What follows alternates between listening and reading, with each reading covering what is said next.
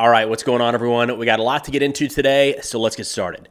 Beginning with notable losses on the battlefield, we've got a possible Patriot, an Abrams, and then a Russian A-50. So starting with the Patriot, a video was released a couple days ago from the Russian Ministry of Defense dated March 9th, 2024, where the Russian Ministry of Defense says that they destroyed a Ukrainian S-300 missile system that was targeted and destroyed by an Iskander ballistic missile. So worth noting, Russia says this was an S-300. As images of this strike and the video of this strike became public, more and more people began looking at it, saying that rather than an S-300, this actually looks like it might be one of the German-supplied Patriot missile launchers, which, if confirmed, which honestly I don't think we're ever going to get confirmation, at least anytime soon, that would be the first Patriot system so far destroyed by Russian forces. Again, worth noting, as of this recording, the official Russian line, the statement coming from the Russian Ministry of Defense, is that that was a Ukrainian S-300 system, which is interesting. Usually you see the Russian Ministry of Defense going the other direction, kind of going over the top with their claims, and then people kind of reeling it back in. But in this case, Russia is saying S-300, and then you've got a bunch of independent analysts, mill bloggers, really from both sides, not just pro-Russian sources, coming out saying, actually, this looks more and more like a Patriot. Now, looking at the inventory that Ukraine still has of the Patriot launchers, Germany provided 2 Patriot batteries along with 2 additional launchers. The Netherlands provided 2 launchers, and the United States provided 1 Patriot battery. Each Patriot battery is between 6 to 8 launchers. So on the low side, Ukraine probably has around 21 Patriot launchers remaining. The air defense aspect of this war, both sides have been very close held on the information. So in terms of the exact number of Patriot systems still operational in Ukraine, that has always been intentionally vague by Ukraine. And the same goes for Russia. Anytime Ukraine claims to or even shows footage of destroying a Russian S-300, S-400, any sort of air defense system, Russia does not come out and say, you got us, you hit that S-400, we got one more down. And I wouldn't expect anything from Ukraine here either. We're not going to hear, whether it was an S-300 or a Patriot, Ukraine is not going to outright say what piece of their air defense network was destroyed. So for now, we've got just a bunch of videos and pictures. I'm not an expert in being able to look through burned out rubble and determine what type of exact platform that might have been. Either way, it's significant. Ukraine has a real shortage of air defense platforms. So whether it was an S-300 or a Patriot, that is notable. Then Russia also put out footage of what they say is the 4th Abrams tank that has so far been destroyed by Russian forces. This one in the Berdichi area, which I believe at least 2, maybe 3, or even all 4 of these Abrams so far have been in this general vicinity, which makes sense that all of one type of tank are probably going to 1 or 2 units that are in a similar area. If this was in fact destroyed or at least damaged, that would mean that 27 out of the 31 Abrams tanks remain in service with the Ukrainian military. This area, Berdichi, is a little bit west of Avdiivka. We'll talk about this more here in a second, but it's kind of the area where the Russian advance, I don't want to say stalled, that maybe paints the wrong picture, but it has recently stopped after they pushed through Avdiivka. Then turning to Russian losses, Ukraine launched a pretty significant drone attack into Russian territory a couple days ago that targeted the Beriev Aircraft Company plant. Now, the Beriev Aircraft Company is the organization that manufactures, repairs, and refurbishes the Russian A-50 AWACS type platform. So this is an airborne early warning radar system. It's much longer range than any sort of ground-based radar, and it can help Russia with the targeting of Ukrainian assets. Any sort of missile or rocket launch can be picked up easier and further away, can help identify a friend or foe in terms of aircraft, and can assist with any sort of Russian air and missile defense. It's believed, Ukraine already this year in 2024 shot down 2 of these. It's believed that Russia has, at most 6 remaining, which means that there's probably going to be some gaps in coverage. They can't have these airborne all the time across all areas of the front. So it's notable. The targeting of these platforms is notable. Now, Sergei Bratchuk, the spokesperson for the Ukrainian Volunteer Army South, said, quote, whether the A-50 near the airfield was affected or not is unknown, but the geolocation of at least one video is known showing a flash from a drone strike either on the assembly shop or workshop number 3. However, there were several hits, not just one or two, significantly more. So it's not clear from the footage we have and the satellite imagery before and after if another A50 was destroyed. It looks like the facility was hit. So to take that picture and say that an aircraft was damaged or even destroyed, I think is a little bit of speculation. But the targeting of the Beriev Aircraft Company plant that refurbishes, repairs, and manufactures, or in the future they could manufacture these A50 aircraft, that's a significant target. And it's interesting that Ukraine went out of their way to target this facility. Then we've got an interesting article here talking about how time is running out for Ukraine and running through some of the very significant challenges they face in the near and long term. But before diving into that, a quick thank you to the sponsor of today's video, American Hartford Gold. In all the time we've been alive, the US dollar has always been the primary currency, but that may not be the case much longer.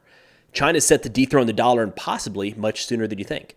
The world's biggest economies are ditching the dollar for the yuan, collapsing the U.S. currency and causing unprecedented inflation and crashing markets. And if that wasn't scary enough, it paves the way for the government to take total control over your money with a new digital dollar.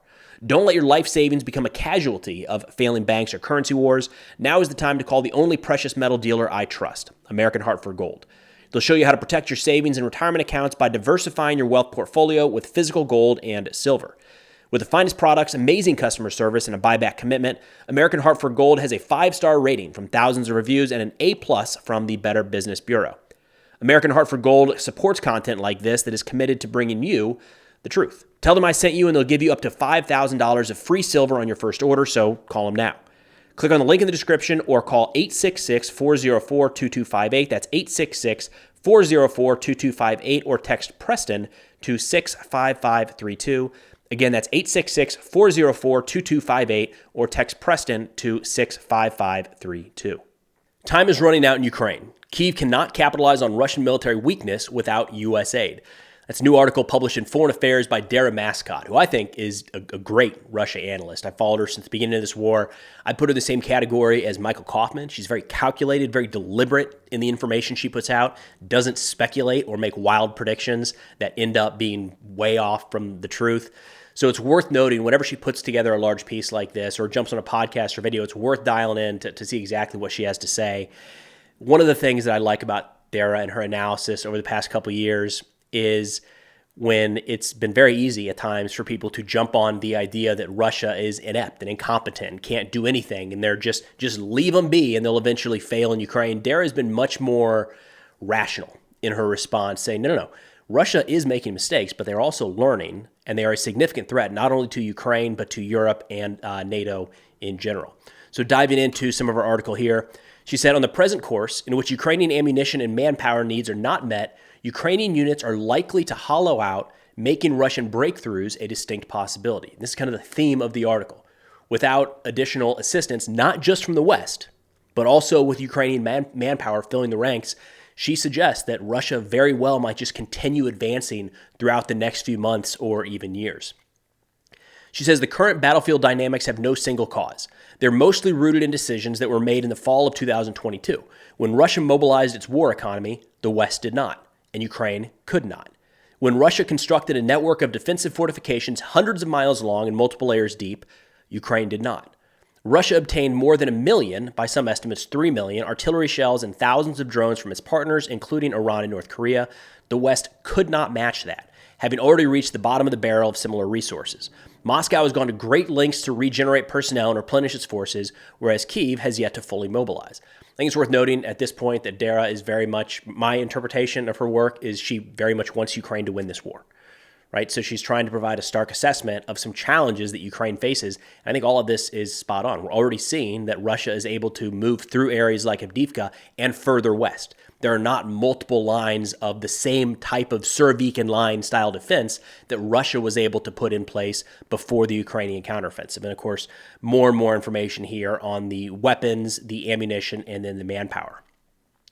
She says Western policymakers and observers need to see the Russian military for what it is now, not the hapless, broken, depleted force that many wished it would be by now, but still a dangerous organization advancing in Ukraine. And I think that's very easy, especially when you're you're jumping online, you can quickly end up down a rabbit hole of hearing the information you want to hear. And I think for some folks, they really want to hear that Russia is falling apart at the seams, and any day now they're just going to collapse. That doesn't match with what we're seeing on the battlefield, or what we have seen on the battlefield for some time now. She says, perhaps the clearest and most practical view of the Russian military is an anecdote told by Ukrainian soldiers and recently shared with the New York Times. The Russian army is neither good nor bad, just long. And I really like that, because we have all of these stories of things that Russia and Ukraine have both done well and have done poorly. And I feel like more and more people kind of grab onto one thing and say, how can Russia be doing poorly if they're advancing? They can be both things at once, right? They can have some very brutal tactics that cost dozens, hundreds, thousands of lives and still make progress in the battlefield, right? They're not mutually exclusive. That's what she's hitting on there. She says Russia's two main advantages are its remaining weapons and manpower, even though these are not as strong as the Kremlin would like its enemies to believe. No major change there. That is the same from when this war kicked off. Russia's major advantages over Ukraine, if you wanted to summarize them into two, was their weapons, the size of their military, and their manpower. And those still hold true today. She says Russia's initial mobilization in 2022 was chaotic, with untrained personnel rapidly deployed to plug holes in frontline units.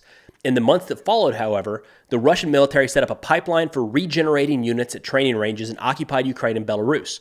Russia is now regenerating enough manpower to keep its lines stable and launch limited offensive operations through at least the rest of the year. Again, this goes back to the idea that Russia is learning. They're not stupid. It's a challenge to do all of these things in the middle of a war for the first time, but Russia has learned from the mistakes. And there were a lot of mistakes when it came to that initial mobilization. It was chaotic and wild. It's getting better. They're refining that process as they go. She says Ukraine and Russia are both having difficulty enlisting sufficient troops in their 20s and early 30s. For Kyiv, it is a matter of policy.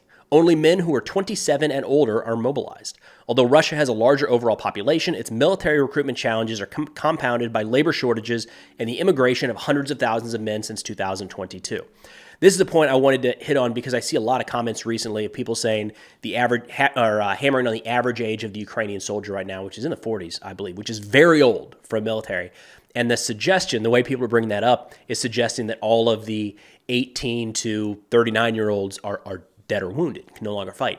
That's not the case. Ukraine has made the decision to not mobilize the younger generation. They can volunteer, and many, many have, but they haven't mobilized and forced conscription of younger men and women across the country. That might have to change.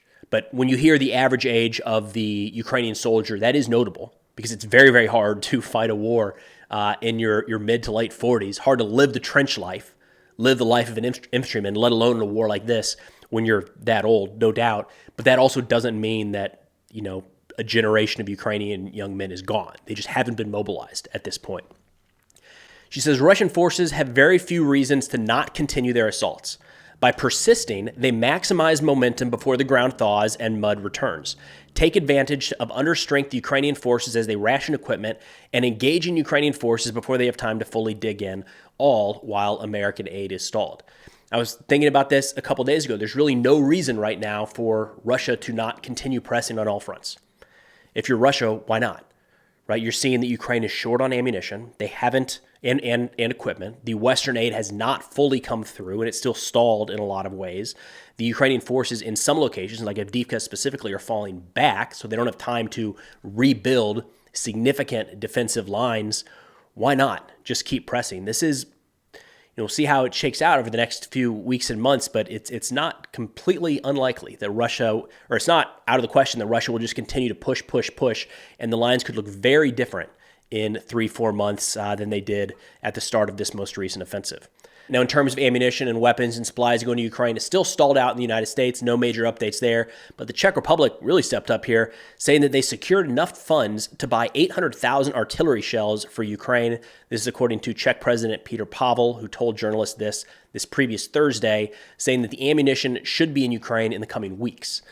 Well, I'm interested to see when that ammunition actually starts showing up, because you've seen these reports of new munitions or new weapons showing up in Ukraine. They've been all over the map. Sometimes they are announced ahead of time and they show up like this in a couple weeks and we actually see them put to use. In other cases, and it's usually tied to more new capabilities, things like an ATACMS or the Storm Shadow missile or HIMARS, whatever it might be, sometimes the announcement is made and it's supposed to be there in 2 months per se, and then 3 weeks later, bam, they're on the battlefield being used. Kind of keep Russia on their toes. So we'll see which direction this goes. They say during the Munich Security Conference in February, Pavel announced that the Czechs had figured out a way to purchase 500,000 155mm and 300,000 122mm artillery shells for Ukraine from producers outside of the European Union. And again, now that they say they've secured those funds, they're able to secure those munitions and should have them into Ukraine here in the near future. Then looking at the Russian offensive around Avdiivka, that for now appears to have stalled out a little bit, paused at the very least, or it's not advancing like it was for quite a few weeks there. Avdiivka held out as a fortress city, if you will, since 2014. So it's been a long fight for this city. But then in a matter of days, as Russian forces continued to close in early to mid-February, eventually Ukrainian forces were cut off, looking to become surrounded, and they evacuated the area and moved further west. Then we saw, which was surprising, a lot of times throughout this war and any war, you see a force takes a city or takes an objective like that, and then they stop and they reorganize, they reset. They reestablish their lines, they pull up reserves, they move the artillery forward, all sorts of different things need to happen in that period. Russia didn't do that. They just kept going, and it was interesting. And they made more and more progress, continued to push west of Avdiivka for quite a ways. Now, I suggested at the time there might be more Ukrainian lines, for defensive lines further back, closer to a couple bodies of water here that will show on the map. I don't know if that's exactly what happened. The fighting has never really stopped in this region, but it does look like, for now at least, over the last couple days, the Russian advance westward out of Avdiivka has kind of stopped. This is also one of the areas where at least 2 of the claimed destroyed Abrams, this is the area where that appears to have taken place. But I thought it was notable. We saw some of the fastest advances by Russia in a long time as soon as Avdiivka fell. For right now, at least, it looks like that has come to a conclusion. Then yesterday, the film 20 Days in Mariupol received an Oscar for Best Documentary, which was the first Ukrainian film made by a Ukrainian director to ever win an Oscar. I'll link it in the description below. It's available for free on YouTube. It's worth a watch. Just be ready. It can be hard to get through at times. It's pretty powerful stuff. The director, Mislav Chernov, said, quote, "I'll be the first director on this stage who will say, I wish I never made this film." The documentary comprised 30 hours of footage that they were able to shoot in Mariupol before the crew left the besieged city. They arrived 1 hour before the full-scale invasion kicked off on February 24th. So it is the opening days, opening hours of the Russian war, and a lot of the brutality of the early hours of that war were taking place in and around Mariupol. And then in his acceptance speech, Chernov said, quote, "I wish I could exchange this for Russia to have never attacked Ukraine, never occupied our cities." Again, I'll link that in the description below. It's worth a watch. I think it's about an hour and a half long film. It's important work to have documented the opening days of the largest land war in Europe since World War II. But that's all I've got for now. Of course, if interested in this or other national security subjects, be sure to check out our Substack, linked in the description below. It's a bunch of free articles talking about things that are adjacent to what I'm discussing in these videos. We've got ammunition supply shortages in Ukraine, little blue men in China, continued Chinese arms sales to different factions of civil wars in China. It's interesting stuff, I think, and it's all free. Hopefully you find some value there. But again, linked in the description if interested. But thanks for watching, and I'll see y'all next time.